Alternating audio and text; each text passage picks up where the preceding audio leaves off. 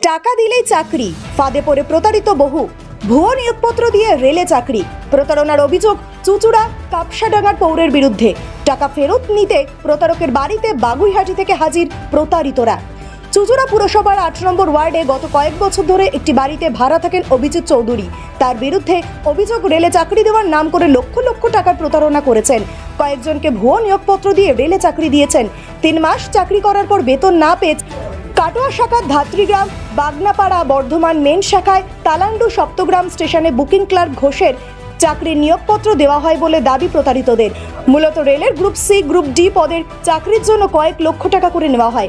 বাগুইহাটির বাসিন্দা সুবীর দে বেসরকারি সংস্থায় চাকরি দেওয়ার এজেন্সি চালান। সুবীরের সঙ্গে পরিচয় সুবাদে অভিজিৎ তাকে বলেন চাকরি প্রার্থী জোগাড় করে দিতে, টাকা দিলেই চাকরি।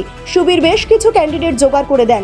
সুবীরের স্ত্রী মৌমিতার দাবি, তাদের বাড়ির পাশে একটি বাড়িতে এক মহিলাকে নিয়ে ভাড়া থাকেন। তাদের বাড়ি যাতায়াতের সুবাদে টাকা দিয়ে রেলে চাকরির সুযোগের কথা বলেন। দম্পতি তাদের পরিচিত আত্মীয়দের থেকে টাকা নিয়ে অভিজিৎ চৌধুরীকে দেন। যারা প্রতারিত হয়েছেন তারা ওই দম্পতির কাছে টাকা ফেরত চাইতে থাকে। আজ অভিজিতের চুঁচুড়া কাপসাডাঙ্গার বাড়িতে গাড়ি করে লোকজন নিয়ে হাজির হন সুবীর ও মৌমিতা। অভিজিতের বাড়ির সামনে ভিড় জমে। পড়ে আসেন স্থানীয় কাউন্সিলর নির্মল চক্রবর্তী। তিনি বলেন এইসব লোকের থেকে দূরে থাকতে অনুরোধ করব। অভিজিতের স্ত্রী স্বপ্না চৌধুরীর দাবি, তিনি এসব বিষয়ে কিছুই জানেন না। তার স্বামী আসানসোল গেছেন কাজে। অভিজিৎ আগে গৃহশিক্ষকতা করতেন, পরে বেসরকারি সংস্থায় চাকরি করেন, ব্যবসাও করেন, তবে রেলে চাকরি করেননি। স্থানীয় সূত্রে খবর, পানশালার নর্তকীদের বিভিন্ন পানশালায় পৌঁছে দেওয়ার কাজ করেন। স্বপ্না চৌধুরী বলেন একদিন পুলিশ সেজে এসে বাড়ি থেকে 50,000 টাকা নিয়ে গেছে সুবীর দে। মাঝে মধ্যে ফোন করে টাকা চায়, হুমকি দেয়। আমার নিজের সংসারে টানাটানি, স্বামী রেলে চাকরি দেওয়ার নামে টাকা নিয়েছে কিনা জানি না। সুবীর দে বলেন অভিজিৎকে অন্ধের মতো বিশ্বাস করে ভুল করেছি, এখন টাকা চাইলে হুমকি দিচ্ছে। খবর পেয়ে চুঁচুড়া থানা থেকে পুলিশ আসে। যারা প্রতারিত হয়েছেন তাদের অভিযোগ দায়ের করার পরামর্শ দেয়। রেলের চাকরিটার নাম করে অলরেডি তো বলেছে এটা অরিজিনাল কাজ। ক্যান্ডিডেটকে কাজেও জয়েন করেছিল, 3 মাস কাজও করেছে, ক্যান্ডিডেট স্যালারি পায়নি। তালান্ডু, ধাত্রীগ্রাম, ঠিক আছে, আদি সপ্তগ্রাম, ঠিক আছে, এই এরিয়াতে জয়েনিংটা করিয়েছে। বহু ক্যান্ডিডেটকে প্রতিদিন জয়েন করাচ্ছে। এবার যখনই বলছি লেটার দিয়েছে, লেটারগুলো সব ফেক আছে, সমস্ত বানানো লেটার, ঠিক আছে। এই করে করে ক্যান্ডিডেট কাছ থেকে কারোর 40,000, কারোর কাছ থেকে 50,000, কারোর কাছ থেকে 1.5 লাখ, কারোর কাছে 2 লাখ, কারোর কাছ থেকে 5 লাখ, এই করে বহু লোকের থেকে টাকা নিয়ে এই কাজগুলো করেছে, বহু ক্যান্ডিডেট কাছ থেকে, এজেন্টের কাছ থেকে। আপনার সঙ্গে কিভাবে আলাপ? আমার সাথে আলাপ হয়েছে, আমার এক ভাই আছে উত্তম, ঠিক আছে, ওর বাড়ি হচ্ছে আপনার চাকদা, ঠিক আছে, ওর সাথে এর আলাপ ছিল কোন একটা মাধ্যম দিয়ে।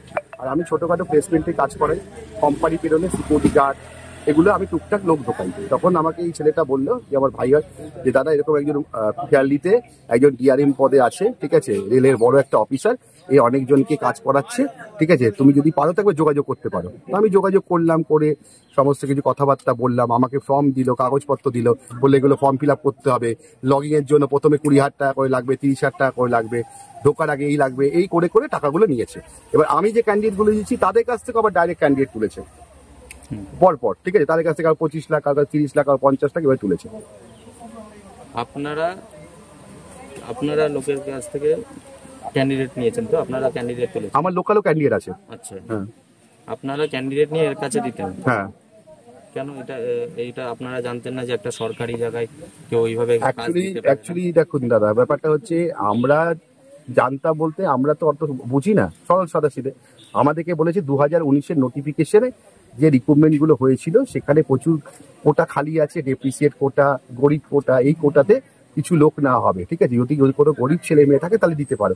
আমি এখানে দাদা মিথ্যা কথা বলবো না, আমি 2-5 হাজার টাকা লাভ রেখে আমি কাজ করেছিলাম, পরিষ্কার কথা। সেই টাকাটা আমি রিটার্ন করে দিয়েছি, সব টাকা ওকে দেওয়া আছে, তার প্রমাণপত্র আমার কাছে আছে, ফোন পেতে, অ্যাকাউন্টে সব টাকা আমি দিয়েছি, ওকে, ঠিক আছে। এখন যখন আমি বলছি যে টাকাটা আমাকে ফেরত দিন, আমাকে তো চাপ দিচ্ছে, লোকাল ক্যান্ডিডেট তো আমাকে চাপ দিচ্ছে, তারা তো আমাকে ছেড়ে কথা বলবে না। তার জন্য লোকাল থানাতে গিয়ে ক্যান্ডিডেটটা গিয়ে ওখানে আমার লেখাপড়ি হয়েছে, এসআই স্যার যে আছেন, ঠিক আছে, তার সাথে কথাবার্তাও হয়েছে, তাকে আমার ডিটেলস দেওয়াও আছে, ঠিক আছে। এবার হওয়ার পর এবার আমি যখন একে ফোন করছি আমাকে গালিগুপ্তা দিচ্ছে, বলছি তোর যা করার করে নে, যা ছিঁড়ে আছে ছিঁড়ে নে, ঠিক আছে, আমাকে গালিগুপ্তা দিয়ে আমাকে উল্টোপাল্টা কথা বলছি। তুই যদি আমার বাড়িতে আসিস তোকে পাড়ার ছেড়ে দিয়ে মারধর খাওয়াবো, কুচি কুচি করে কাটবো, ঠিক আছে, তুই যা করার করে, এইসব নানানভাবে আমাকে ভয় দেখাচ্ছে। আপনার নাম্বারে ব্লক করে দিয়েছে। এখন কি চাইছে? কি আমি চাইছি, আমি বলছি যে দাদা ঠিক আছে, আমার প্রশাসনের কাছে এটাই আবেদন, এটাই হাত জোর করে রিকোয়েস্ট, আমার টাকাটা আমি যাতে রিকভারি পেয়ে যাই। আর আমি অত্যন্ত দুর্ভাগ্যজনক এবং লজ্জাজনক ব্যাপার, বিশেষ করে আমার ওয়ার্ডে। আমি বাড়িতে জাস্ট ঢুকেছিলাম, সেই মুহূর্তে আমাকে এখান থেকে একজন ফোন করেন এবং আপনাদেরও এক বন্ধু ফোন করেন। শোনা মাত্রই আমি তখনই এখানে আসি। আসার পর যারা বাইরে থেকে এসছেন তাদের সঙ্গে কথা বলার পর আমি তৎক্ষণাৎ আমার চুচুড়া থানাকে ঘটনাটা জানাই। তারা এখনই আসছে, প্রয়োজনীয় প্রশাসনিক পদক্ষেপ তারা নেবেন। খুবই দুর্ভাগ্যজনক এবং লজ্জাজনক ব্যাপার এবং আতঙ্কেরও।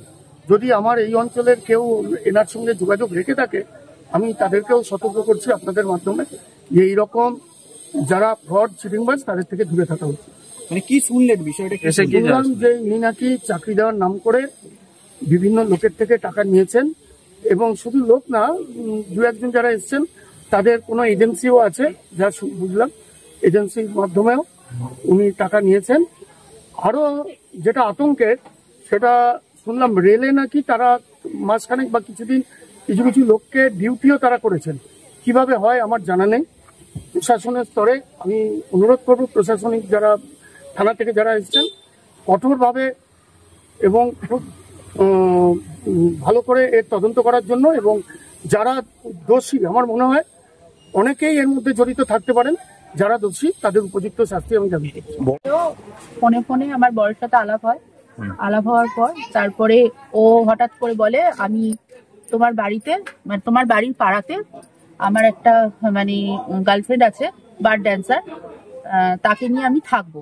হ্যাঁ, তো আমার পাড়াতে আমার হাজবেন্ড মানে তখন ভালো পরিচয় দিয়েছিল, মানে ভদ্র পরিচয় দিয়েছিল, সব মিথ্যা কথা বলে। আমরা তো বুঝিনি কি আছে ভেতরে। তারপরে ওই গার্লফ্রেন্ডটা পাঞ্জাবি ছিল, তো ওকে নিয়ে আমাদের পাড়াতে মানে বউ পরিচয় দিয়ে, মানে 2 নম্বর বউ পরিচয় দিয়ে আমাদের পাড়াতে ভাড়া থাকে। আমার এগ্রিমেন্ট কপি সব আছে।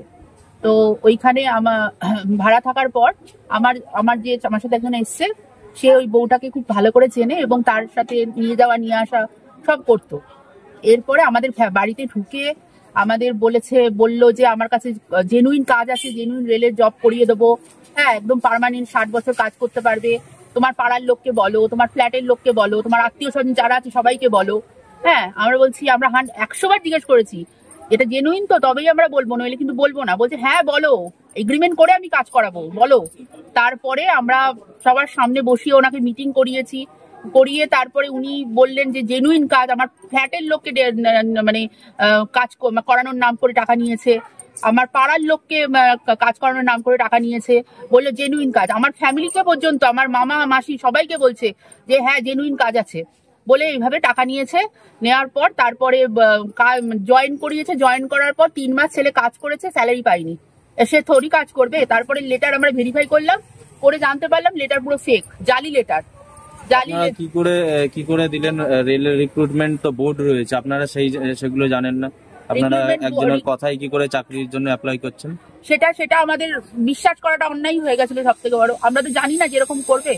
প্লাস আমাদের যে ক্যান্ডিডেট আছে তাকে ডাইরেক্ট ফোন করে এবার তার থেকে ক্যান্ডিডেট নিয়ে এবার তার থেকে আলাদা শুনলাম টাকা নিয়েছে। আপনার কাছে কত টাকা নিয়ে? আমাদের কাছ থেকে টোটাল ক্যাশ আর অনলাইন মিলিয়ে 15 লাখ টাকা নিয়েছে আমার বরের কাছ থেকে।